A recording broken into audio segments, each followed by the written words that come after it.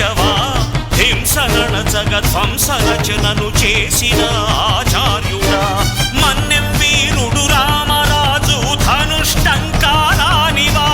భగత్ సింగ్ కడసారి పలికిన ఇంక్విలాబ్ శబ్దానివా నేను సైతం ప్రపంచాగ్నికి సమిధనొక్కటి ఆహుతిచ్చాను నేను సైతం విశ్వవృష్టికి అశ్రు